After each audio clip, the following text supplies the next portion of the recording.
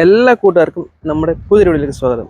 ഇന്ന് ഞാൻ നിങ്ങൾക്ക് വേണ്ടി കൊണ്ടുവന്നിരിക്കുന്നത് ഈ കാണുന്നത് പോലെ 2024 മോഡൽ ആക്റ്റീവ 125ഉം 2025 മോഡൽ ആക്റ്റീവ 125ഉം. അപ്പോൾ ഇത് നമ്മളൊരു കമ്പാരിസനാണ് ചെയ്യുന്നത്. അപ്പോൾ ഒരുപാട് പേര് ചോദിച്ചായിരുന്നു പഴയ വണ്ടിയിൽ നിന്ന് പുതിയ വണ്ടി വന്നപ്പോഴത്തേന് മാറ്റങ്ങളോ കാര്യങ്ങളോ ഒന്നും കൊണ്ടുവന്നിട്ടില്ലേ എന്നൊക്കെ ചോദിച്ചു. അപ്പോൾ നമ്മൾ ഇതിനു മുമ്പ് ഈ ഒരു വണ്ടിയുടെ റിവ്യൂ ഇട്ട സമയത്ത് ഒരുപാട് കമൻറ്റും കാര്യങ്ങളൊക്കെ വന്നു, ഒരു മാറ്റവും കൊണ്ടുവന്നിട്ടില്ല, സെയിം വണ്ടി തന്നെയാണെന്ന്. പക്ഷേ നിങ്ങൾക്ക് ഈ ഒരു നോട്ടത്തിന് അറിയാൻ പറ്റും ഒരുപാട് മാറ്റങ്ങൾ കൊണ്ടുവന്നിട്ടുണ്ടെന്ന്. അപ്പോൾ ഇതിൻ്റെ ഒരു ഡീറ്റെയിൽ ആയിട്ടുള്ള വീഡിയോ ആണ് നമ്മൾ ചെയ്യുന്നത്. അപ്പോൾ ആദ്യമായിട്ടാണ് നമ്മുടെ വീഡിയോ കാണുന്നെങ്കിൽ നമ്മുടെ ചാനൽ സബ്സ്ക്രൈബ് ചെയ്യുക, തൊട്ടടുത്തുള്ള ബെൽ ഐക്കൺ ഓൺ ആക്കുകയാണെങ്കിൽ ഞാൻ കൊണ്ടുവരുന്ന ഇതുപോലെ ഇൻട്രസ്റ്റിംഗ് ആയിട്ടുള്ള എല്ലാ വീഡിയോസും നിങ്ങൾക്ക് കിട്ടുന്നതാണ്. നേരെ നമുക്ക് ഈ ഒരു രണ്ട് വണ്ടികളുടെ റിവ്യൂ തുടങ്ങാം.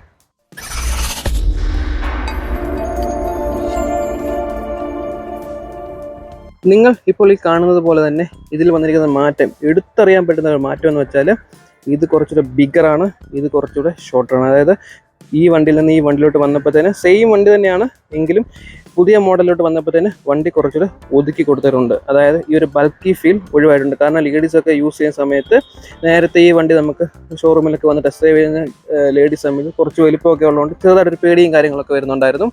എന്നാൽ അതിലൊരു മാറ്റമാണ് ഇത്. കാരണം ഇത് കുറച്ചുകൂടെ ഒതുക്കിയിട്ടുണ്ട്. അപ്പം വെയിറ്റ് ഇതിന് 108 കിലോ ആണെങ്കിൽ 1 കിലോ വെയിറ്റ് ഇതിൽ കുറഞ്ഞിട്ടുണ്ട്. കൂടാതെ ഇത് കുറച്ചുകൂടെ വലിയ വണ്ടിയാണെങ്കിൽ അതിൽ നിന്നും ഒതുക്കിയ വണ്ടിയാണ് ഈ ഒരു പുതിയ 125 എന്ന് പറയുന്നത്. ഒറ്റ നോട്ടത്തിലുള്ള കാഴ്ചയിലുള്ള കാര്യമാണ് ഞാൻ പറയുന്നത്. അപ്പോൾ ഫ്രണ്ടിൽ നിന്നുള്ള കാര്യങ്ങൾ പറഞ്ഞിട്ട് നമുക്ക് സൈഡിലോട്ട് പോകാം. അപ്പോൾ ഫ്രണ്ടിൽ നോക്കി കഴിഞ്ഞാൽ ഏറ്റവും വലിയൊരു എടുത്തു പറയേണ്ട മാറ്റം നമുക്ക് കാണാൻ പറ്റുന്നത് ഈ രണ്ട് വണ്ടിയുടെ ഹെഡ്ലൈറ്റിൻ്റെ യൂണിറ്റാണ്. കവർ ഹാൻഡിൻ്റെ ഭാഗത്ത് വരുന്നതാണ്. അപ്പം ഈ ഒരു പഴയ മോഡൽ ആക്റ്റീവ 125ൻ്റെ LED ലൈറ്റാണ് രണ്ട് വണ്ടിക്കും വരുന്നത്. ഇതിൻ്റെ ഒരു നോക്കിക്കഴിഞ്ഞാൽ ഇവിടെ നിന്ന് ഇങ്ങനെ ഒരു സ്മൈലി ഫേസ് പോലാണ് ഈ ഒരു ഡിസൈൻ പോയിരിക്കുന്നത്. പിന്നെ ഇത് ഒരു 2 പീസായിട്ടുള്ള കൊടുത്തിരിക്കുന്നത്. ഇതിൽ ക്രോമിൻ്റെ ഫിനിഷിങ്ങോ കാര്യങ്ങളൊന്നും വരുന്നില്ല, LED ലൈറ്റ് തന്നെയാണ്. നേരെ നമുക്ക് പുതിയ മോഡൽ ആക്റ്റീവ 125 നോക്കിക്കഴിഞ്ഞാൽ അതിൻ്റെ ഡിസൈൻ കംപ്ലീറ്റ്ലി മാറിയിട്ടുണ്ട്. ഇപ്പോൾ ഒരു പുതിയ ഡിസൈനായിട്ട് വന്നിട്ടുണ്ട്. ക്രോമിൻ്റെ എലമെൻറ്റ് ഈ ഒരു ഭാഗത്ത് ഇതൊരു ക്രോമിൻ്റെ എലമെൻറ്റാണ്, അത് പുതിയതായിട്ട് വന്നതാണ്. ആ ഒരു എലമെൻറ്റ് കൊണ്ടുവന്ന് കൂടാതെ ഈ ഒരു ലൈറ്റിലും നമുക്ക് ആ ലൈറ്റിൻ്റെ ഉള്ളിലായിട്ട് ആ ക്രോമിൻ്റെ എലമെൻറ്റ് വളരെ മനോഹരമായിട്ട് അറിയാൻ പറ്റുന്നുണ്ട്. അതൊരു പ്രീമിയം കാറ്റഗറിയിൽ പ്രീമിയം ഫീൽഡിലേക്ക് ഈ ഒരു വണ്ടിയിൽ നിന്ന് ഈ ഒരു വണ്ടിയിലോട്ട് വന്ന സമയത്തേക്ക് കുറച്ച് പ്രീമിയം ആക്കിയിട്ടുണ്ട്. അപ്പോൾ അതാണ് കവർ ഹാർഡിലെ വന്നിരിക്കുന്ന എടുത്തു പറയാൻ പറ്റിയ ഒരു മാറ്റം എന്ന് പറയുന്നത് പഴയ വണ്ടിയിൽ നിന്നും പുതിയ വണ്ടിയിലോട്ട് വന്ന സമയത്ത്. പിന്നെ നോക്കിക്കഴിഞ്ഞാൽ രണ്ട് വണ്ടിയുടെയും ഇൻഡിക്കേറ്റേഴ്സും ആ ഫ്രണ്ട് ക്രോമും കാര്യങ്ങളെല്ലാം സെയിം തന്നെയാണ് വന്നിരിക്കുന്നത്. അതിൽ മാറ്റമില്ല. ഒരു DRL കൊടുത്തിട്ടുണ്ട് ഈ സൈഡിൽ, ആ സെയിം തന്നെയാണ് ഈ ഒരു വണ്ടിയിലും കൊടുത്തിരിക്കുന്നത്. കുറച്ച് ഒതുക്കിയിട്ടുണ്ടെന്നുള്ളത് മാത്രമാണ് ഇതിൽ വന്നിരിക്കുന്ന മാറ്റം എന്ന് പറയുന്നത്. ഈ ക്രോമിൻ്റെ ഫിനിഷിങ് കാര്യങ്ങളെല്ലാം അതേപോലെ തന്നെ കൊടുത്തിരിക്കുന്നു. അതൊക്കെ കാണാൻ വളരെ മനോഹരമാണ്. മൾഗാർഡ് നോക്കിയാലും സെയിം തന്നെയാണ് ഡിസൈൻ്റെ കാര്യത്തിൽ കൊടുത്തിരിക്കുന്നത്. ഫ്രണ്ടിലായിട്ട് രണ്ട് വണ്ടിയുടെയും മൾഗാർഡിൽ ഒരു പ്ലാസ്റ്റിക്കിൻ്റെ ഒരു കോട്ടിങ് കൊടുത്തിട്ടുണ്ട്. അത് രണ്ട് വണ്ടിയും കൊടുത്തിട്ടുണ്ട്. പിന്നെ നമുക്ക് എടുത്തു പറയേണ്ടൊക്കെ ഒരു വ്യത്യാസം ഫ്രണ്ടിൽ നോക്കുന്ന സമയത്ത് കാണുന്നത് പൈപ്പിൻ്റെയാണ്. ഇതൊരു സിൽവർ കളർ പൈപ്പാണെങ്കിൽ പുതിയ മോഡൽ വന്നപ്പോഴും ബ്ലാക്ക് കളർ പൈപ്പായിട്ടുണ്ട്. അതും ഒരു പുതിയ വണ്ടിയിൽ വന്നൊരു മാറ്റമാണ്. അപ്പം ഈ ഒരു കളറ് മാറ്റം വന്നിട്ടുണ്ട്. ഫ്രണ്ടിലായിട്ട് ക്രോം LED ലൈറ്റിൻ്റെ ആ ഒരു ഡിസൈനിലും ഹോണ്ട മാറ്റം കൊണ്ടുവന്നിട്ടുണ്ട്. അപ്പോൾ ഇത്രയും കാര്യങ്ങളാണ് ഫ്രണ്ടിലായിട്ട് കൊണ്ടുവന്നിരിക്കുന്ന മാറ്റം. രണ്ട് വണ്ടിക്കും നമുക്ക് നിലവിലിപ്പോൾ രണ്ട് മോഡലാണ് പുതിയ മോഡൽ കിട്ടിയിരിക്കുന്നത്. സ്മാർട്ടും, അതായത് സ്മാർട്ടിന് താഴെയുള്ള ഈ ഒരു ഫുൾ ഓപ്ഷൻ വണ്ടിയും. നമുക്കിതിൽ 4 പേരിലാണ് കിട്ടിക്കൊണ്ടിരുന്നത്. ഈ ഒരു ഫുൾ ഓപ്ഷൻ വണ്ടി, ഇതിൻ്റെ സ്മാർട്ട് വരുന്നുണ്ട്, അലോയ് വീല് മാത്രം വരുന്ന വണ്ടി വരുന്നുണ്ട്. അതുപോലെ നമുക്ക് ഏറ്റവും സ്റ്റാൻഡേർഡ് ആയിട്ടുള്ള നോർമൽ വീല് വരുന്ന വണ്ടിയും വരുന്നുണ്ട്. ഈ രണ്ട് വണ്ടിക്ക് നമുക്ക് ഡിസ്ക് ബ്രേക്കും കാര്യങ്ങളൊക്കെ കിട്ടുന്നുണ്ട്. ബാക്കിലായിട്ട് ഡിസ്ക് ബ്രേക്ക് കാര്യങ്ങളൊന്നും കിട്ടുന്നില്ല. നമുക്ക് ഇതിൻ്റെ ഏറ്റവും പുതിയ മോഡലിൻ്റെ H സ്മാർട്ട് മോഡലിലാണ് നമുക്ക് ബ്ലൂടൂത്ത് കണക്ടിവിറ്റി അടക്കം നാവിഗേഷന്, കോള്, മെസ്സഞ്ചർ അങ്ങനെയുള്ള ഡീറ്റെയിൽസ് എല്ലാം അറിയാൻ പറ്റുന്നത് ഇതിൻ്റെ ടോപ്പ് വേരിയൻ്റായിട്ടുള്ള H സ്മാർട്ട് മോഡലിലാണ്. നമുക്കിത് നോർമലായിട്ടുള്ള ടോപ്പിൻ്റെ വേരിയൻ്റാണ്. നമുക്കിനി ഇതിൻ്റെ സൈഡിൽ വശങ്ങളിൽ നിന്നുള്ള ലുക്ക് നോക്കിക്കഴിഞ്ഞാൽ അതും സെയിം തന്നെയാണ് കൊടുത്തിരിക്കുന്നത്. ആ ഒരു ഡിസൈൻ കുറച്ച് ഒതുക്കി കൊടുത്തിരിക്കുന്നു എന്നുള്ളതാണ് പുതിയ വണ്ടിയിൽ വന്നിരിക്കുന്ന ഒരു മാറ്റം എന്ന് പറയുന്നത്. പിന്നെ നമുക്ക് ഫ്രണ്ടിലായിട്ട് ഈ പറഞ്ഞ വണ്ടിയുടെ കൂടെ തന്നെ ഫ്രണ്ടിൽ ഈ ഒരു സെൻറ്റർ കവറും ഈ കവർ ഹാൻഡിലും ഫൈബറാണ് വരുന്നത്. ഇതിനും അങ്ങനെ തന്നെയാണ് വരുന്നത്. ഈ സെൻറ്റർ കവർ ഹാൻഡിലൊക്കെ ഫൈബറാണ്. ഈ സൈഡ് അപ്പുറ സൈഡ് ഫെൻഡറും കാര്യങ്ങളെല്ലാം മെറ്റൽ തന്നെയാണ് വരുന്നത്. ഫ്രണ്ടിൽ നിന്നുള്ള സൈഡ് വശം അങ്ങനെയാണ് വരുന്നതെങ്കിൽ പിന്നെ എടുത്തു പറയേണ്ട ഒരു മാറ്റം വന്നിരിക്കുന്നത് നമുക്ക് ഈ വണ്ടിയുടെ സീറ്റ് കളറ്, അതുപോലെ തന്നെ രണ്ടിൻ്റെയും സീറ്റിൻ്റെ കളർ തമ്മിൽ നോക്കിക്കഴിഞ്ഞാൽ അറിയാൻ പറ്റും. ഒന്ന് ബ്രൗണും ഒന്ന് ബ്ലാക്കുമാണ്. നമുക്ക് പുതിയ മോഡൽ ആക്റ്റീവ 125 എല്ലാം തന്നെ വരുന്നത് ഈ ഒരു ബ്രൗൺ കളറിലായിരിക്കും. സീറ്റ് മാത്രമല്ല, നമുക്കിതിൻ്റെ ഇന്നർ കവേഴ്സൊക്കെ നോക്കിക്കഴിഞ്ഞാലും ആ ഒരു ബ്രൗൺ കളറായിരിക്കും കിട്ടുന്നത്. ഈ ഒരു ഭാഗങ്ങളൊക്കെ ബ്രൗൺ കളറായിരിക്കും കിട്ടുന്നത്. അത് പ്രീമിയം കാറ്റഗറി. നമുക്ക് ഈ ഒരു പഴയ മോഡൽ നോക്കിക്കഴിഞ്ഞാൽ ഈ ബ്ലാക്ക്, അതായത് സീറ്റ് തൊട്ട് ബാക്കിയുള്ള ഇന്നർ കവേഴ്സ് എല്ലാം ആ ഒരു ബ്ലാക്ക് ടൈപ്പിലാണ് കിട്ടുന്നത്. അപ്പോൾ ഇതിൽ ബ്രൗൺ ആക്കിയിട്ടുണ്ട്, കുറച്ചുകൂടെ പ്രീമിയം ആക്കിയിട്ടുണ്ട്.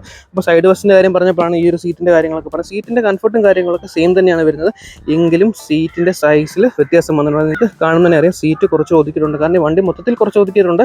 അപ്പം സീറ്റിലും ആ ഒരു ചെറിയൊരു ഇത് വേരിയേഷൻ വന്നിട്ടുണ്ട്. എന്നാലും ഇതിൻ്റെ കുഷനും കാര്യങ്ങളെല്ലാം സെയിം തന്നെയാണ്, ആ ഒരു ക്വാളിറ്റിയിലെ കാര്യങ്ങളൊന്നും വിട്ടുവെച്ച് വരുത്തിയിട്ടില്ല. അപ്പോൾ സൈഡ് വശങ്ങളുടെ കാര്യം പറഞ്ഞു പോകുമ്പോൾ സമയത്ത് ഈ ഒരു സൈഡിൻ്റെ ഈ ഒരു നമ്മുടെ കാല് വെക്കുന്ന ഭാഗത്ത് രണ്ട് വണ്ടിയുടെയും സ്പേസ് ഒരുപോലെയാണ്. അതിൽ ഹോണ്ട കുറവ് വരുത്തിയിട്ടില്ല, അത് നിങ്ങൾക്ക് കാണുമ്പോൾ അറിയാം. എന്നാൽ കുറച്ചുകൂടെ ഹൈറ്റ് താത്തറുണ്ട്, അത് നിങ്ങൾക്ക് ഇപ്പോൾ ഇങ്ങനെ വെക്കുമ്പോൾ അറിയാം. ആ വണ്ടി കുറച്ച് ഉയർന്നാണ് നിൽക്കുന്നത്, ഇത് കുറച്ചുകൂടെ താഴ്ന്നാണ്. അപ്പം ഗ്രൗണ്ട് ക്ലിയറൻസ് കുറച്ച് കുറഞ്ഞിട്ടുണ്ട്. പക്ഷേ നമുക്ക് ഈ ഒരു സ്പേസിലുള്ള ഇതിൽ ഒട്ടും കുറവ് വരുത്തിയിട്ടില്ല. ഒരു ഗ്യാസ് ഊറ്റിയൊക്കെ സിമ്പിളായിട്ട് കയറ്റി വെക്കാവുന്ന രീതിയിലാണ് ഹോണ്ട ഡിസൈൻ ചെയ്തിരിക്കുന്നത്. താഴത്തെ ഈ ഒരു പീസും മെറ്റൽ തന്നെയാണ് വന്നിരിക്കുന്നത്, അത് രണ്ട് വണ്ടിയുടെ മെറ്റൽ തന്നെയാണ് അപ്പുറം ഇപ്പുറം വന്നിരിക്കുന്നത്. എങ്കിൽ എടുത്തു പറയേണ്ട വലിയൊരു മാറ്റം വന്നിരിക്കുന്നത് ഇതിൻ്റെ ബാക്ക് സൈഡിലെ ബോഡിക്കാണ്. എന്താണെന്ന് വെച്ചാൽ ബാക്ക് സൈഡിലെ ബോഡി ഇപ്പോൾ നമുക്ക് ഫൈബറാണ് വരുന്നത്. പിന്നെ ഈ ഒരു ആക്റ്റീവ എന്നുള്ള ഈ ഒരു എംബ്ലം പുതിയൊരു 3D എംബ്ലമാണ് കൊടുത്തിരിക്കുന്നത്. ഈ സിൽവർ കളർ കോട്ടിങ്ങിനകത്ത് ബ്ലാക്ക് ഫിനിഷിലാണ് ആക്റ്റീവ 125 എന്ന് എഴുതിയിരിക്കുന്ന എഴുത്തും കാര്യങ്ങളൊക്കെ വരുന്നത്. പിന്നെ ഇതൊക്കെ ആ സെയിം തന്നെയാണ് കൊടുത്തിരിക്കുന്നത്, ആ ഒരു പ്രീമിയം ഫീൽ കിട്ടുന്നുണ്ട്. ഈ ഒരു ബോഡി ഫൈബർ ആക്കിയിട്ടുണ്ട്. അപ്പോൾ നേരത്തെ നമുക്ക് പഴയ വണ്ടിക്ക് നോക്കിക്കഴിഞ്ഞാൽ ഈ ഒരു പീസെല്ലാം മെറ്റലാണ് കിട്ടുന്നത്. അപ്പോൾ അങ്ങനെ ഒരു കുറവ് വന്നിട്ടുണ്ട്. ഇത് മെറ്റൽ, ഇപ്പുറത്തെ വണ്ടി ഫൈബർ വന്നിട്ടുണ്ട്. ഈ ഇത് ആക്റ്റീവ് എംബ്ലം കണ്ടോ, ഈ ഒരു ഡിസൈനിലാണ് ഈ ഒരു എംബ്ലവും കാര്യങ്ങളൊക്കെ വരുന്നത്. ഒരു ഫുള്ളി സിൽവറാണ്, ഇതൊരു അകത്തൊരു ഗ്രിപ്പി ഫീലിംഗ് ആണ് ഇതിൻ്റെ ഒരു 125 അകത്ത് എഴുതി കൊടുത്തിരിക്കുന്നത്. പിന്നെ എടുത്തു പറയേണ്ട ഒരു മാറ്റം ഇതിൻ്റെ ഗ്രാബ് റെയിലാണ്. ഇപ്പോൾ കാണുന്ന പോലെ ഇതൊരു ഫുള്ളി ഗ്രേ കളർ ഗ്രാബ് റെയിലും കാര്യങ്ങളൊക്കെയാണ് കൊടുത്തിരിക്കുന്നതെങ്കിൽ പഴയ വണ്ടിക്ക് കൊടുത്തിരിക്കുന്നത് സിൽവർ കളറാണ്. അതിലും ഡിസൈൻ വ്യത്യാസം വന്നിട്ടുണ്ട്. കാണാം ഈ ഒരു ഭാഗത്തെ ആ ഒരു കയർവ് സാധനങ്ങളൊക്കെ ഉണ്ടല്ലേ, അത് ഈ ഒരു വണ്ടിയിൽ, പുതിയ വണ്ടിയിൽ നോക്കുമ്പോൾ അത് മാറിയിട്ടുണ്ട്, അത് ഈ ഒരു ഷേപ്പിലും ആക്കിയിട്ടുണ്ട്. ഇനിയും ഇതിൻ്റെ ബാക്ക് സൈഡ് നോക്കിക്കഴിഞ്ഞാൽ അത് ഏകദേശം ഡിക്റ്റോ തന്നെയാണ് കൊടുത്തിരിക്കുന്നത്. പക്ഷേ ഞാൻ ഈ പറഞ്ഞ പോലെ ആ ഒരു വലിപ്പക്കുറവ് നമുക്ക് ബാക്ക് സൈഡിൽ നിന്ന് ഫീൽ ചെയ്യാൻ പറ്റുന്നില്ല. പക്ഷേ മൊത്തത്തിലുള്ള ഓവറോൾ ലുക്കിൽ ആ ഒരു വലിപ്പക്കുറവ് നമുക്ക് ഫീൽ ചെയ്യുന്നുണ്ട്. ബാക്ക് സൈഡ് ഏകദേശം സെയിം ഡിസൈൻ തന്നെയാണ് കൊടുത്തിരിക്കുന്നത് രണ്ട് വണ്ടിക്കും. അതിപ്പോൾ കാണുന്ന പോലെ തന്നെയാണ്, കണ്ട രണ്ട് വണ്ടിക്കും ഒരുപോലെ തന്നെയാണ് കൊടുത്തിരിക്കുന്നത്. നമുക്ക് പെട്രോളിൻ്റെ ഫില്ല് ചെയ്യുന്ന ഭാഗങ്ങളൊക്കെ സെയിം തന്നെയാണ്. അതുകൊണ്ട് തുറന്നും കാര്യങ്ങളൊന്നും കാണിക്കുന്നില്ല. ബാക്ക് സൈഡിലാണ് 5.3 litre tank capacity, E20 petrol support ചെയ്യും. നമുക്ക് ഈ ഒരു പഴയ വണ്ടിക്കും അത് തന്നെയാണ് കൊടുത്തിരിക്കുന്നത്, E20 പെട്രോൾ സപ്പോർട്ട് ചെയ്യും. ബാക്കിലായിട്ടാണ് പെട്രോൾ. പിന്നെ ബാക്കിലെ മൽഗാർഡും കാര്യങ്ങളൊക്കെ സെയിം തന്നെയാണ് വരുന്നത്. ഷോക്കായാലും സെയിം തന്നെയാണ് വരുന്നത്. 3 സ്റ്റെപ്പ് അഡ്ജസ്റ്റബിൾ ആയിട്ടുള്ള ഷോക്കാണ് രണ്ട് വണ്ടിക്കും കൊടുത്തിരിക്കുന്നത്. അതിൽ പൊസിഷനിൽ വ്യത്യാസമൊന്നുമില്ല. ഡ്രം ബ്രേക്കാണ് ബാക്കിൽ കൊടുത്തിരിക്കുന്നത്. 10 ഇഞ്ച് വീലാണ് രണ്ട് വണ്ടിക്കും ബാക്കിൽ കൊടുത്തിരിക്കുന്നത്. പിന്നെ ഞാൻ ഇട്ട വീഡിയോകളിലൊക്കെ ഒരുപാട് കമൻറ്റ് വന്നതാണ് ഈ വീലിൻ്റെ സൈസിൻ്റെ കാര്യം. എന്തുകൊണ്ടാണ് അങ്ങനെ പറയുന്നത് എനിക്കറിയില്ല. മറ്റുള്ള കമ്പനികളെ കമ്പയർ ചെയ്തിട്ട് 12 ഇഞ്ച് വീലായിരുന്നെങ്കിൽ കുറച്ച് ബെറ്റർ ആയിരിക്കും എന്നുള്ളത്. വീലിൻ്റെ കാര്യത്തിൽ ഞാൻ നോക്കിയിട്ട് 12 ഇഞ്ച് ആയാലും 10 ഇഞ്ച് ആയാലും അലോയ് ആണ് വരുന്നത്. വീല് ആ കാര്യങ്ങളൊക്കെ ഏകദേശമൊക്കെ റൈഡിങ് കംഫോർട്ട് മൈലേജും കാര്യങ്ങളൊക്കെ സെയിം തന്നെയാണ് കിട്ടുന്നത്.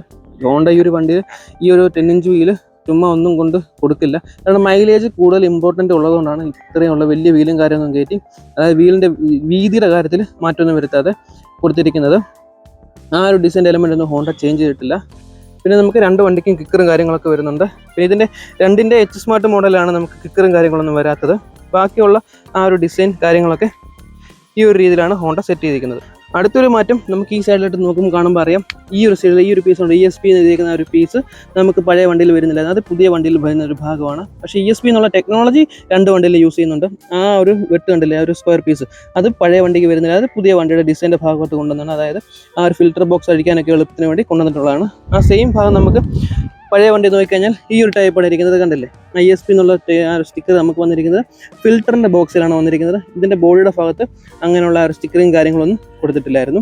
അപ്പോൾ അതും ഒരു ഡിഫറൻ്റ് ആണ്. പിന്നെ നമുക്ക് രണ്ട് വണ്ടിക്കും സൈഡ് സ്റ്റാൻഡ് ഇൻബിൽറ്റ് തന്നെ വരുന്നുണ്ട്, സെൻസറാണ് വരുന്നത് രണ്ട് വണ്ടിക്കും.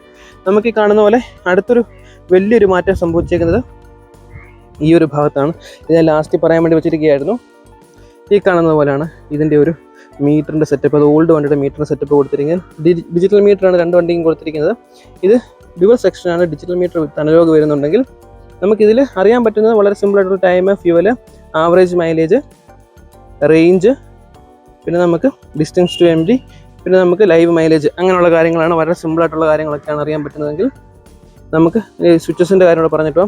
Dim, bright, pass, indicator, phone, സെൽഫിൻ്റെ switch with auto stop system, ഇതാണ് ഇത്രയും കാര്യങ്ങളാണ് ഇതിൻ്റെ സ്വിച്ചിൻ്റെ കാര്യത്തിൽ പഴയ വണ്ടിക്ക് ഹോണ്ട സെറ്റ് ചെയ്തിരിക്കുന്നത്. അതും അത്യാവശ്യം നല്ല ക്വാളിറ്റിയുള്ള പ്രീമിയം ഫീൽ തരുന്നതാണ്. നേരെ നമുക്ക് ഈ ഒരു പുതിയ വണ്ടിയിലോട്ട് വന്ന സമയത്തുള്ള മാറ്റം നിങ്ങൾ നോക്കുമ്പോൾ കാണുമ്പോൾ അറിയാം. ഏറ്റവും വലിയൊരു മാറ്റം വന്നിരിക്കുന്നത് ഈ ഭാഗത്താണ്. ഇത് കണ്ടില്ലേ, 5 ഇഞ്ച് ഒരു TFT ഡിസ്പ്ലേ കൊണ്ടുവന്നിട്ടുണ്ട്. അപ്പോൾ അത് കാണുന്നതിന് മുമ്പേ സ്വിച്ചസിൻ്റെ കാര്യങ്ങളൊക്കെ ജസ്റ്റ് ഒന്ന് പറയാം. ഡിമ്മ്, ബ്രൈറ്റ്, പാസ്, പിന്നെ ഈ മീറ്റർ കൺട്രോൾ ചെയ്യാനുള്ള ഒരു ജോയ്സ്റ്റിക്കാണിത്. കണ്ടില്ലേ, ആ ഭാഗത്ത് നമുക്ക് നോക്കുമ്പോൾ കാണാൻ പറ്റും. കണ്ടില്ലേ, ആ ടൈപ്പാണ് ഇവിടെ വന്നിരിക്കുന്ന ഒരു ജോയ്സ്റ്റിക്കാണ്. ഇതിന് മുമ്പുള്ള ഇതിൻ്റെ റിവ്യൂവിൽ ഞാൻ പറഞ്ഞായിരുന്നു, നമ്മൾ വണ്ടി ഓടിക്കുന്ന സമയത്ത് ഈ ഭാഗത്ത്, പഴയ വണ്ടിയുടെ ഈ ഭാഗത്താണ് ഇൻഡിക്കേറ്റർ വരുന്നത്. അതുകൊണ്ട് തന്നെ നമുക്ക് ഇൻഡിക്കേറ്റർ ഇടുന്ന സമയത്ത് ഈ അറിയാതെ ജോയ്സ്റ്റിക്കിലോട്ട് കൈ പോകുന്നുണ്ട്. അതൊന്നും ജസ്റ്റ് നമുക്ക് യൂസ്ഡ് ആയിട്ട് വരണം. കണ്ടില്ലേ, ഈ ഒരു ജോയ്സ്റ്റിക്ക് ഇതിൻ്റെ കാര്യം കാണിച്ചിട്ട് പിന്നെ താഴെ ഇൻഡിക്കേറ്റർ, ഹോണ്, ഈ സൈഡിലായിട്ട് നമുക്ക് സെൽഫി വിത്ത് ഓട്ടോ സ്റ്റോപ്പ് സിസ്റ്റത്തിൻ്റെ സ്വിച്ചാണ് വരുന്നത്. ഇനി മീറ്റർ, ഈ ഒരു മീറ്റർ ഇത് താക്കോൽ ഓൺ ആക്കുന്ന സമയത്ത് ഇതിൻ്റെ ഒരു ഡിസൈനൊക്കെ ഉണ്ടല്ലോ, ഒരു ഗ്രാഫിക്സും കാര്യങ്ങളൊക്കെ ഉണ്ടല്ലോ, അടിപൊളിയായിട്ടുണ്ട്. ഈ ഒരു ടൈപ്പാക്കി നമുക്ക് പുതിയ വണ്ടിയുടെ മീറ്റർ. ഇതിൻ്റെ ഡീറ്റെയിൽ റിവ്യൂവിനകത്ത് ഈ മീറ്ററിൻ്റെ കാര്യങ്ങളെല്ലാം ഡീറ്റെയിൽ ആയിട്ട് പറയുന്നുണ്ട്. എന്തെങ്കിലും ജസ്റ്റ് ഒന്ന് പറയാം. ഇത് നമുക്ക് എക്കോണമി, നമുക്ക് RPM, സൈഡ് സ്റ്റാൻഡ് വാണിങ്, കിലോമീറ്റർ, ട്രിപ്പ് ചെയ്യുമ്പോൾ അറിയാൻ പറ്റും, സമയം അറിയാൻ പറ്റും. അതുപോലെ നമുക്ക് ഈ ഇതാണ് സെറ്റിങ്സിൻ്റെ ആ ഒരു സിമ്പിൾ വരുന്നത്. നമുക്കിതിൽ റൈറ്റ് സൈഡിലോട്ട് പ്രസ് ചെയ്യുവാണെങ്കിൽ നമുക്ക് ഓരോരോ കാര്യങ്ങൾ അറിയാൻ പറ്റും. ഫ്യൂവലിൻ്റെ അറിയാൻ പറ്റും. അതിൽ നമുക്ക് റൈറ്റ് സൈഡിലോട്ട് തന്നെ പ്രസ് ചെയ്യുവാണെങ്കിൽ ഫ്യൂവലിൻ്റെ എത്ര ഉണ്ടെന്ന് അറിയാൻ പറ്റാണ്ടല്ലേ. ഇതാണ് ഫ്യൂവലിൻ്റെ വാണിങ് വരുന്നത്. താപ്പോട്ട് ഇതുവാണെങ്കിൽ റേഞ്ച്, ഈ വണ്ടിയുടെ റേഞ്ച്, നമ്മൾ അടിക്കുന്ന പെട്രോൾ കൊണ്ട് എത്ര കിലോമീറ്റർ ഓടാൻ പറ്റുമെന്ന് അറിയുന്നത്. പിന്നെ നമ്മൾ ഒന്ന് ബാക്ക് അടിക്കുവാണെങ്കിൽ ഇത് വരും. താപ്പോട്ട് പോയി കഴിഞ്ഞാൽ അടുത്തത് എത്ര കിലോമീറ്റർ വണ്ടി ഓടി എന്നുള്ളത്.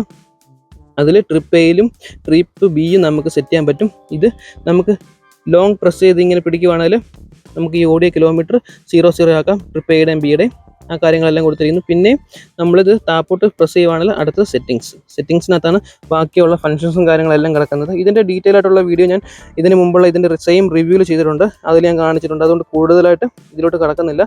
ഇതിൻ്റെ ടോപ്പ് ആൻഡ് മോഡലായ H-Smartലാണ് നമുക്ക് ബ്ലൂടൂത്ത് കണക്ടിവിറ്റി അടക്കം മൊബൈൽ കണക്ടിവിറ്റി വരുന്നത്, നാവിഗേഷൻ വരുന്നത്, മൊബൈലിൻ്റെയും അതായത് ഫേസ് മെസ്സഞ്ചർ, കോള് അങ്ങനെയുള്ളതിൻ്റെയൊക്കെ ആ ഒരു ഇൻഫർമേഷൻ ഈ ഭാഗത്തായിട്ടാണ് വരുന്നത് ഇതിൻ്റെ ടോപ്പ് വേരിയൻ്റിൽ.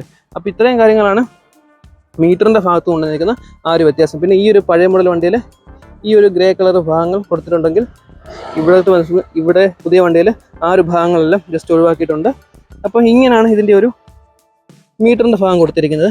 നേരെ താക്കോൽ ഓഫ് ആക്കിയിട്ട് അടുത്തെടുത്ത് പറയേണ്ട ഒരു മാറ്റം, നമുക്ക് ഇതിനകത്തൊരു USB-C പോർട്ടൂടെ ചാർജ് പോർട്ടൂടെ കൊടുത്തിട്ടുണ്ട്. അതിവിടെ കൊടുത്തിരിക്കുന്നു. അത് ഏറ്റവും പുതുതായിട്ടുള്ള ടെക്നോളജിയായ C പോർട്ട് തന്നെയാണ് കൊടുത്തിരിക്കുന്നത്. നമുക്ക് ഈ പഴയ മോഡൽ വണ്ടിയിൽ അങ്ങനെയുള്ള ചാർജിങ്ങോ കാര്യങ്ങളോ ഒന്നും ലഭിക്കുന്നില്ല. അപ്പോൾ അതൊക്കെയാണ് ഇതിൽ വന്നിരിക്കുന്ന ഓവറോൾ ഒരു മാറ്റം എന്നൊക്കെ പറയുന്നത്. പിന്നെ പ്രൈസിങ് ഏകദേശം നമുക്ക് ഈ ഒരു പഴയ മോഡൽ വണ്ടി ഓൺ റോഡ് ഇറക്കാനായിട്ട് വരുന്നത് ടോപ്പ് എൻഡ് വേരിയൻറ്റ്, അതായത് H-Smart അല്ല, അതിന് താഴെയുള്ള വേരിയൻറ്റ് ഓൺ റോഡ് ഇറക്കാൻ പറ്റുന്ന 1,23,000 രൂപയ്ക്കകത്താണെങ്കിൽ പുതിയ വണ്ടി വന്നപ്പോൾ തന്നെ ഏകദേശം 1,30,000 രൂപയ്ക്കകത്താവും ഓൺ റോഡ് ഫുൾ ഫിറ്റിങ്സ് അടക്കം ഇറക്കുമ്പോഴുള്ള പ്രൈസും കാര്യങ്ങളൊക്കെ. അപ്പോൾ ഇതൊക്കെയാണ് ഇതിൻ്റെ ഒരു ഡീറ്റെയിൽഡ് ആയിട്ടുള്ളൊരു, അതായത് വന്ന മാറ്റങ്ങൾ എന്തൊക്കെയാണ് പഴയ 125 പുതിയ 125 എന്നുള്ള മാറ്റങ്ങൾ. അപ്പോൾ മാറ്റങ്ങളൊന്നും ഇല്ല എന്ന് പറയുന്നവർക്ക് ഈ ഒരു വീഡിയോ നിങ്ങൾ തീർച്ചയായും സജസ്റ്റ് ചെയ്ത് കൊടുക്കുക. ഇത്രയും അധികം മാറ്റങ്ങൾ ഈ ഒരു വണ്ടിയിൽ പുതിയതായിട്ട് ഹോണ്ട കൊണ്ടുവന്നിട്ടുണ്ട്. ESP ടെക്നോളജി, സ്മാർട്ട് സ്റ്റാർട്ട്, അതായത് സൈലൻസ് സ്റ്റാർട്ടും കാര്യങ്ങളൊക്കെ അതൊക്കെ പഴയ വണ്ടിയിലുണ്ടായിരുന്നു. അപ്പോൾ അങ്ങനെയുള്ള എല്ലാ നൂതനമായിട്ടുള്ള ടെക്നോളജിയും ഈ ഒരു പുതിയ വണ്ടിയിൽ കൊണ്ടുവന്നിട്ടുണ്ട്. ഇനി ആരും പറയരുത് ഈ ഒരു വണ്ടിക്ക് ഒരു മാറ്റവും കൊണ്ടുവന്നിട്ടില്ല, അതായത് പഴയ മോഡലിൽ നിന്ന് പുതിയ മോഡൽ വന്നപ്പോഴത്തേനും ഒരു മാറ്റവും കൊണ്ടുവന്നിട്ടില്ല എന്നുള്ളത് ആരും പറയാൻ പാടില്ല. കാരണം ഇത്രയധികം മാറ്റങ്ങളും കാര്യങ്ങളൊക്കെ കൊണ്ടുവന്നിട്ടുണ്ട്. അത് ഡീറ്റെയിൽ ആയിട്ട് ഞാൻ കാണിച്ചു. ഇനി ഈ രണ്ട് വണ്ടിയുടെ മൈലേജ്, കാരണം നമുക്ക് ഇതിന് 60 കിലോമീറ്ററൊക്കെ മൈലേജ് കിട്ടുമെങ്കിൽ ഇതിന് കുറച്ചൊരു അഡ്വാൻറ്റേജ് ഉണ്ട്. കാരണം കുറച്ച് വെയിറ്റും കാര്യങ്ങളൊക്കെ കുറഞ്ഞതുകൊണ്ട് 60 മുകളിൽ എന്തായാലും ഉറപ്പായിട്ടും മൈലേജും കാര്യങ്ങളെല്ലാം കിട്ടും. പിന്നെ ഞാൻ പറയാൻ വിട്ടുപോയൊരു കാര്യമാണ്, നമ്മുടെ ഈ ഒരു ടച്ച് കവർ ഉണ്ടല്ലോ, ഈ സൈഡിൽ കാണുന്ന ഈ ഒരു കവർ, ഇതിൻ്റെ കളർ സിൽവർ ആണെങ്കിൽ നേരെ നമുക്ക് പുതിയ വണ്ടിക്ക് വരുന്നത് ബ്ലാക്ക് കളറാണ് വന്നിരിക്കുന്നത്. അപ്പോൾ അതും ഒരു മാറ്റമാണ്. അത് അത്രയ്ക്കൊക്കെ മാറ്റങ്ങളും കാര്യങ്ങളൊക്കെ ഈ ഒരു വണ്ടിയിൽ കൊണ്ടുവന്നിട്ടുണ്ട്. അപ്പോൾ ഇതൊക്കെയാണ് ഇതിൻ്റെ ഒരു ഡീറ്റെയിൽ ആയിട്ടുള്ളൊരു കമ്പാരിസൺ വീഡിയോ എന്നൊക്കെ പറയുന്നത്.